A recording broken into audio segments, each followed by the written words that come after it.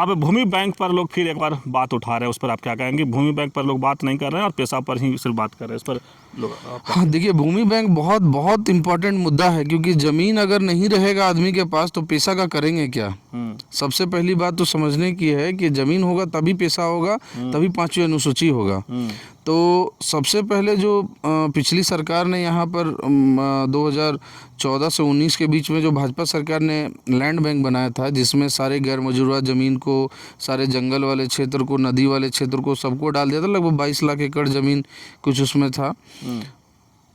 उसको बहुत आसान बना दिया है किसी के लिए भी, जो यहाँ नहीं है, कहीं भी है, दुनिया के किसी भी कोने में बैठा हुआ व्यक्ति वो इंटरनेट के जरिए अपना प्लॉट बुक कर सकता है।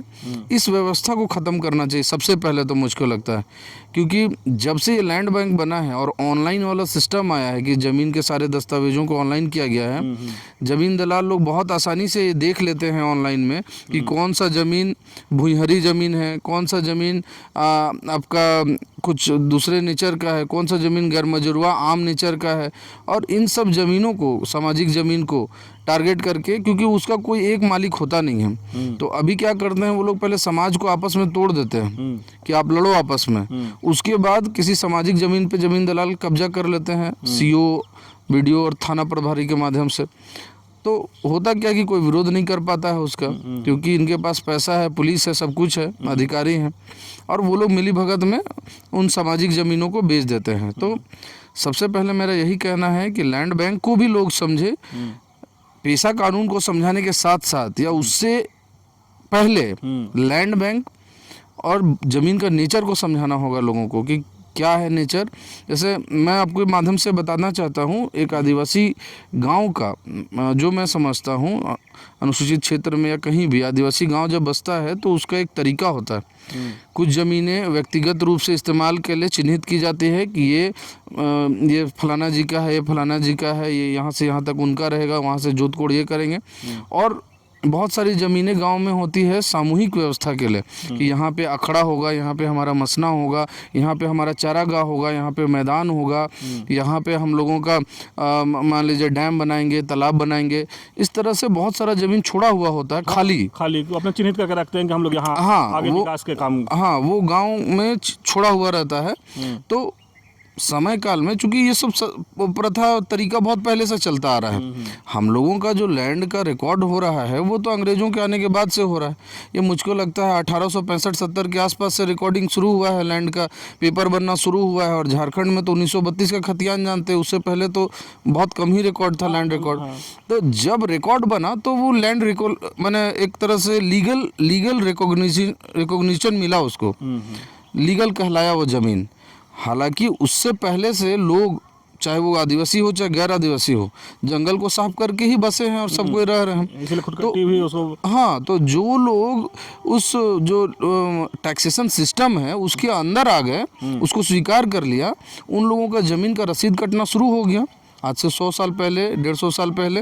और वो लोग पीढ़ी दर पीढ़ी उस ज़मीन को पेपर में दिखाते जा रहे हैं या उसको खरीद बिक्री कर रहे हैं, तो उसका पेपर बनता जा रहा है, तो उनका लैंड रिकॉर्ड है, तो वो ज़मीन एक तरह से उनका मालिकाना हो गया, रहती हो गया। लेकिन आदिवासी लोग टैक्सेशन सिस्टम के अंदर कभी नहीं आना चाहते थे, वो हमेशा अपने प्रवृत्ति जैसा है उनका आज़ाद रहने का, उसके तहत वो आज़ाद रहना चाहते थे।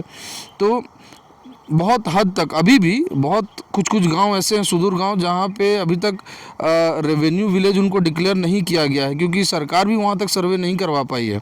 और वो लोग अभी भी ज़मीन का जो उनका एक तरह से कह लीजिए पेपर कोई भी नहीं है। तो आज के दौर में क्या उन लोगों को एक मौका नहीं दिया जाना चाहिए? अभी क्या हो रहा है कि वो सारे लोग गैर मजरूआ ज़मीन है उनको गैर मजरूआ ज़मीन का उपाधि दिया गया है। अच्छा। या इंक्रोचमेंट का उपाधि दिया गया है कि ये लोग इलीगल तरीके से वहाँ पे कब्जा करके रह रहे हैं। आप देखेंगे 2016 में शायद सुप्रीम कोर्ट का एक ऑर्डर आया था, जिसमें लगभग 14-15 लाख लोगों को जंगल से खदेड़ने की बात आई थी कि वहाँ पे ये लोग कब्जा करके जंगल काट रहे हैं, रह रहे हैं वहाँ पे इलीगल तरीके से बसे हुए। लेकिन वो इलीगल नहीं है, वो भी नेचुरली रह रहे हैं वहाँ, बाकी लोग भी रह रहे थे, लेकिन बाकी लोग पीढ़ी दर पीढ़ी टैक्सेशन सिस्टम को स्वीकार किए और ये आदिवासी लोग नहीं किए। लेकिन हमारा एक चीज़ और बता दीजिए कि आप जेएमएम का सरकार अभी है, महागठबंधन की सरकार है, और आप लोग ये महागठबंधन की सरकार बनाने में खूब मेहनत की है, लेकिन अब लोग कह रहे हैं कि लैंड बैंक जो रिजेक्ट करने की या कैंसिल करने की बात जो कह रहे थे हेमंत सरकार, तो क्या करेंगे या आप लोग उस पर कुछ बात करेंगे हेमंत सरकार से? देखिए, हमारी बात तो बिल्कुल स्पष्ट है, जिसको उन्होंने अपने मैनिफेस्टो में भी शामिल किया था। उन्होंने कहा था सरकार बनने के 3 महीने के अंदर अंदर हम लैंड बैंक को रद्द करेंगे, रद्द कर देंगे, है कि नहीं? तो हमारी बात, या हमारी कहने का मतलब पूरे समाज की बात, सामाजिक सोच वाले लोगों की बात बिल्कुल क्लियर है, और वो मांग पहले ही की जा चुकी थी। पार्टी ने उसको स्वीकार किया, गठबंधन ने उसको ही आगे रख के, उस वादा को आगे रख के इतना वोट लिया है। अब वो काम नहीं करते तो ये दुर्भाग्य है यहाँ की जनता के लिए भी और इस सरकार के लिए भी।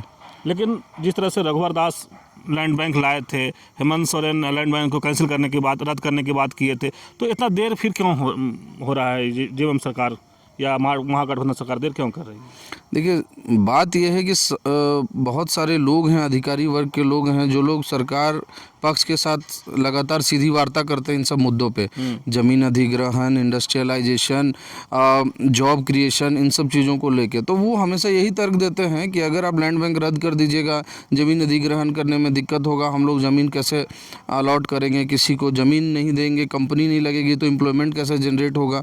इन सब चीज़ों को गलत तरीके से घोल मिल करके सरकार के सामने पेश किया जाता है, और हमारे नेता लोग थोड़े सीधे साधे हैं, नेचर है शायद आदिवासी का या क्या है, जो भी बोलिए, वो उनकी बात को आसानी से मान लेते हैं, थोड़ा सा उसमें अपना रिसर्च नहीं करते हैं। ऐसा नहीं है कि अगर लैंड बैंक रद्द होगा तो ज़मीन अधिग्रहण में कोई दिक्कत आएगी। नियमतः जब सब कुछ होगा तो लोग खुद ही ज़मीन देंगे, आज तक दिया, आगे क्यों नहीं देंगे? ईमानदारी से अगर देखा जाए तो ज़मीन ज़रूर देंगे। अभी आप देखिए ना, एचईसी को इतना बड़ा प्लॉट दिया गया था, इतना बड़ा ज़मीन लिया था, उसमें से लगभग 40% लैंड यूज़ नहीं किया एचईसी ने। नियमतः वो ज़मीन 40% जो ज़मीन खाली रह गया था वो रैयत को वापस हो जाना चाहिए था। नियम तो वही कहता था कि 5 साल में अगर ज़मीन को इस्तेमाल नहीं किया गया जिस पर्पज़ से लिया गया है, तो वो ज़मीन रैयत की स्वतः हो जाएगी, रैयत को मालिकाना हक वापस मिल जाएगा। लेकिन बेचारे रैयत आज तक केस लड़ रहे हैं, और उसमें स्मार्ट सिटी बन रहा है, स्मार्ट सिटी बन रहा है, उसमें कुछ ऑब्जेक्शन आया तो वहाँ पे मंत्रियों को भी आवास मिल गया कि लीजिए भैया, आप लोग भी बंगला ले लीजिए, आप काहे परेशान हो रहे हैं? तो सिस्टम ऐसा है ना कि आम जनता के लिए आंदोलन के अलावा कोई रास्ता लोग नहीं छोड़ना चाहते हैं, और कभी कभी आंदोलन दोनों के लिए घातक होता है, जनता के लिए भी और सरकार के लिए भी। तो दोनों को समझना पड़ेगा, दोनों अपने हैं। अब वह सरकार में इस चीज़ पे बीच का रास्ता तो निकालना चाहिए, चुप्पी ठीक नहीं है। ठीक नहीं। चलिए, अभी अमरनाथ जी की बात सुन रहे थे, और ये बहुत अच्छा जानकारी दी है लोगों के लिए कि भूमि बैंक जो है उस पर भी बात रखी कि रघुवर सरकार ने जब लाए थे, और जिस तरह से हेमंत सरकार कहे थे कि 3 महीना के अंदर सरकार बनता है तो हम उसको भूमि बैंक को रद्द कर देंगे। लेकिन अब ये कह रहे हैं कि जिस तरह से समय बीतते जा रहा है, लोग फिर से भूमि बैंक रद्द करने की आवाज़ उठाने लगे हैं। तो ये कह रहे हैं कि आंदोलन का रास्ता कहीं से कोई छोड़ते नहीं है। अगर आंदोलन होता है तो दोनों का नुकसान होता है, एक जनता को भी, दूसरा सरकार को भी। तो बीच का रास्ता सरकार को, अगुआ सरकार को निकालना चाहिए, इस पर गहन चिंतन करना चाहिए, और जो भी हो, जैसे भी हो, लेकिन लैंड बैंक जो है, भूमि बैंक है, उसको रद्द करना चाहिए। तो इसी तरह खबर को देखने के लिए आप झारखंड स्वतंत्र खबर से जुड़े रहिए। जोहार, नमस्कार। जोहार।